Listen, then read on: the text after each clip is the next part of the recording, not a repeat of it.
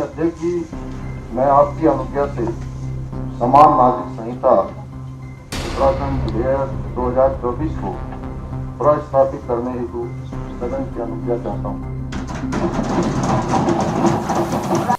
उत्तराखंड विधानसभा में आज समान नागरिक संहिता विधेयक पारित हो गया।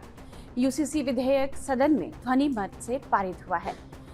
यूसीसी यानी सभी धर्म के लोगों के लिए एक समान कानून। हालांकि इसमें अनुसूचित जनजातियों को अलग रखा गया है। उत्तराखंड विधानसभा में आज दिन भर इस बिल पर चर्चा हुई। शाम को यूसीसी बिल ध्वनि मत से पारित करा दिया गया।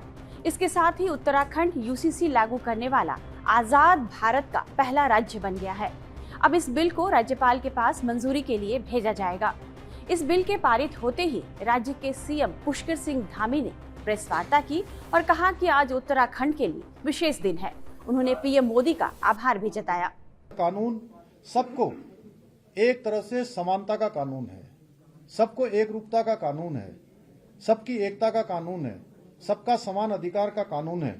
यह इसके बारे में अलग अलग लोग अलग अलग बातें कर रहे थे, लेकिन सारी बातें आज और कल जो 2 दिन विधानसभा के अंदर चर्चा हुई है, उस चर्चा में बहुत चीजें स्पष्ट हो गई हैं कि ये कानून हम किसी के खिलाफ नहीं लाए हैं, ये कानून किसी के विरुद्ध नहीं है, बल्कि ये उन माताओं, बहनों, बेटियों के लिए जिनके जीवन में कई बार कुरीतियों के कारण से, कई बार असमानताओं के कारण से उनको अनेक कष्टों का सामना करना पड़ता था, अनेक बार उनको यातनाओं का सामना करना पड़ता था। उन कुरीतियों के कारण से उनका आत्मबल कमजोर होता था।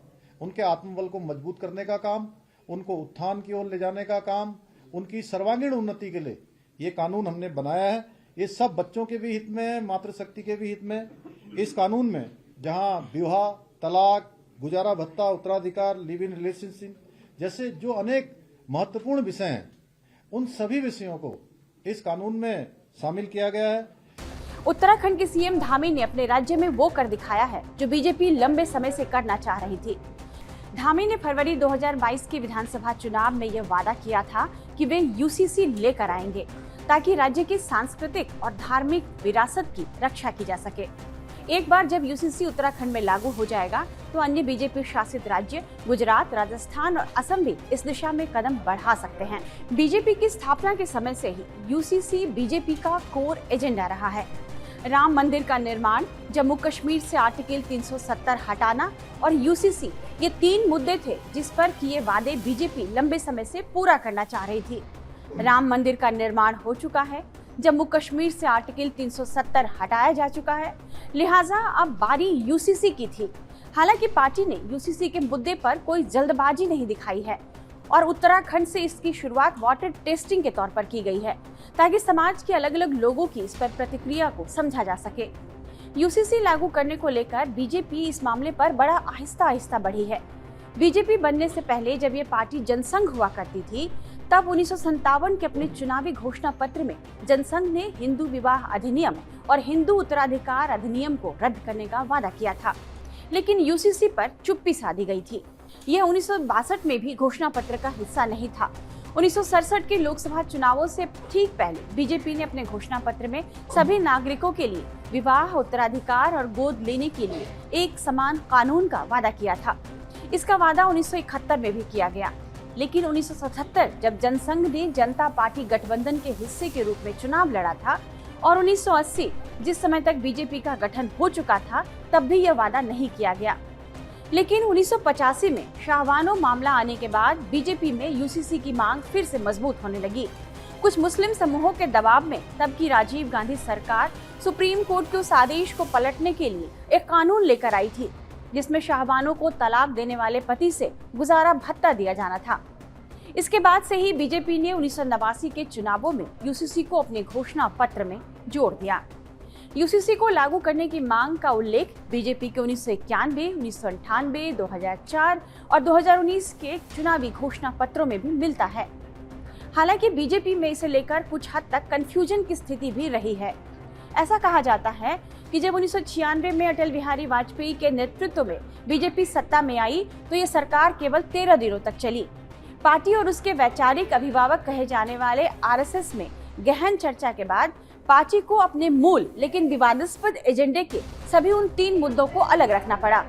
इसी बारे में बीजेपी के वरिष्ठ नेता लालकृष्ण आडवाणी ने अपनी किताब माई कंट्री माई लाइफ में लिखा है कि पार्टी के भीतर कुछ लोगों का विचार था कि जब वाजपेयी जी ने इस्तीफा दिया उससे ठीक पहले दिए गए अपने भावनात्मक भाषण में उन्हें इन 3 मुद्दों का उल्लेख कर देना चाहिए था।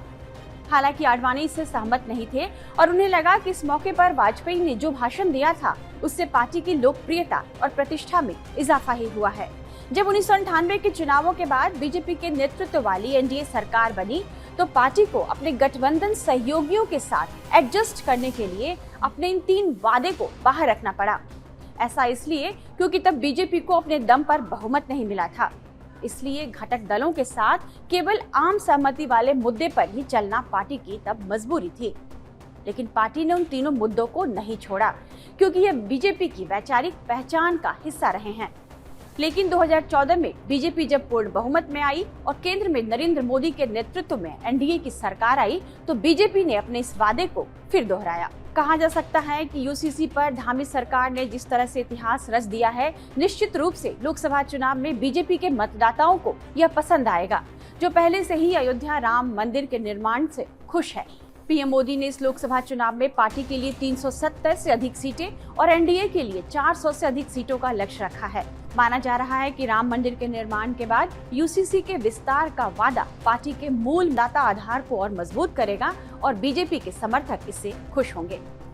इस वीडियो को लाइक और शेयर कीजिएगा और इस तरह की तमाम वीडियोस के लिए बने रहिए टाइम्स नाउ नवभारत के डिजिटल प्लेटफॉर्म के साथ।